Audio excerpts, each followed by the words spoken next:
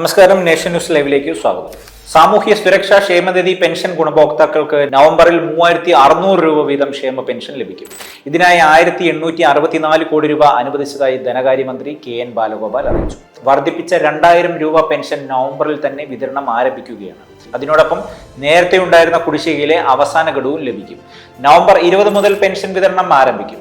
വർദ്ധിപ്പിച്ച പെൻഷൻ വിതരണത്തിന് 1042 കോടി രൂപയും ഒരു ഗഡു കുടിശ്ശിക വിതരണത്തിന് 824 കോടി രൂപയുമാണ് അനുവദിച്ചിരിക്കുന്നത്. ഇതോടുകൂടി ക്ഷേമ പെൻഷൻ കുടിശ്ശിക പൂർണ്ണമായും കൊടുത്തു തീർക്കുകയാണെന്ന് ധനകാര്യമന്ത്രി വ്യക്തമാക്കി. പ്രഖ്യാപിച്ച ആനുകൂല്യങ്ങളെല്ലാം സമയബന്ധിതമായി നൽകണമെന്നതിൽ സർക്കാർ പ്രതിജ്ഞാബദ്ധമാണ്. കേന്ദ്ര സർക്കാർ നയസമീപനങ്ങളുടെ ഭാഗമായി 2023-24 സാമ്പത്തിക വർഷത്തിൽ സംസ്ഥാനം നേരിടേണ്ടി വന്ന സാമ്പത്തിക ഞെരുക്കത്തിന്റെ പശ്ചാത്തലത്തിലാണ് ക്ഷേമ പെൻഷൻ 5 ഗഡുക്കൾ കുടിശ്ശികയായത്. കേന്ദ്ര സർക്കാർ നയസമീപനങ്ങളുടെ ഭാഗമായി 2023-24 സാമ്പത്തിക വർഷത്തിൽ സംസ്ഥാനം നേരിടേണ്ടി വന്ന സാമ്പത്തിക ഞെരുക്കത്തിന്റെ പശ്ചാത്തലത്തിലാണ് ക്ഷേമ പെൻഷൻ 5 ഗഡു കുടിശ്ശികയായത്. അവയുടെ വിതരണത്തിനായുള്ള സമയക്രമം 2024 ജൂലൈയിൽ മുഖ്യമന്ത്രി നിയമസഭയിൽ പ്രഖ്യാപിച്ചിരുന്നു. അതനുസരിച്ച് കഴിഞ്ഞ സാമ്പത്തിക വർഷം കുടിശ്ശികയുടെ 2 ഗഡുക്കൾ നൽകുകയും ചെയ്തു. ഈ സാമ്പത്തിക വർഷത്തിന്റെ പകുതിയിൽ തന്നെ ബാക്കിയുള്ള 2 ഗഡുക്കളുടെ വിതരണവും പൂർത്തിയാക്കിയിരുന്നു. ഇതിന്റെ തുടർച്ചയായാണ് അവസാന ഗഡു കുടിശ്ശികയും നൽകുന്നത്. 2024 ഏപ്രിൽ മുതൽ അതാത് മാസം തന്നെ പെൻഷൻ ഗുണഭോക്താക്കളുടെ കൈകളിലേക്ക് എത്തുന്നുണ്ട്. ഇന്ത്യയിൽ കേരളത്തിൽ മാത്രമാണ് ഇത്രയേറെ വിപുലമായ ഒരു സാമൂഹിക സുരക്ഷാ പദ്ധതി ഉള്ളത്.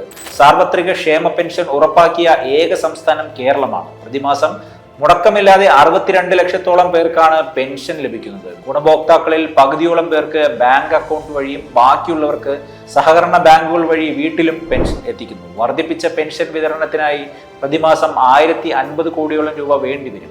പ്രതിവർഷം 13,000 കോടി രൂപയും വകയിരുത്തണം. ഈ സർക്കാർ ഇതുവരെ ക്ഷേമ പെൻഷൻ വിതരണത്തിന് അനുവദിച്ചത് 45,517 കോടി രൂപയാണ്.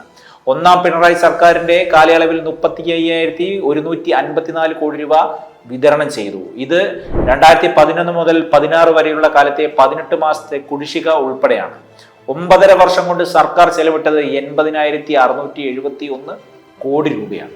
ക്ഷേമ പെൻഷനിലെ കേന്ദ്ര വിഹിതമുള്ളത് 8.46 ലക്ഷം പേർക്ക് മാത്രമാണ്. കേന്ദ്ര സർക്കാരിൽ നിന്നും ശരാശരി 300 രൂപയാണ് വ്യക്തികൾക്ക് ലഭിക്കുന്നത്. ഇതിലും 400 കോടിയിലധികം രൂപ കേരളത്തിന് ലഭിക്കാനുണ്ട്. ഈ തുക കൂടി സംസ്ഥാന സർക്കാരുകൾ മുൻകൂറായി നൽകുന്നു. ക്ഷേമ പെൻഷൻ 600 രൂപയിൽ നിന്നും 2000 രൂപയാക്കി വർദ്ധിപ്പിച്ചത് പിണറായി സർക്കാരുകളാണ്. 2011 ഉമ്മൻചാണ്ടി സർക്കാർ 100 രൂപ വർദ്ധിപ്പിച്ച് 600 രൂപയാക്കിയ ക്ഷേമ പെൻഷൻ ഒന്നാം പിണറായി സർക്കാർ 1600 രൂപയിലേക്ക് ഉയർത്തിയിരുന്നു. ഇത് ഈ സർക്കാർ 2000 രൂപയായി വർദ്ധിപ്പിക്കുകയും ചെയ്തു.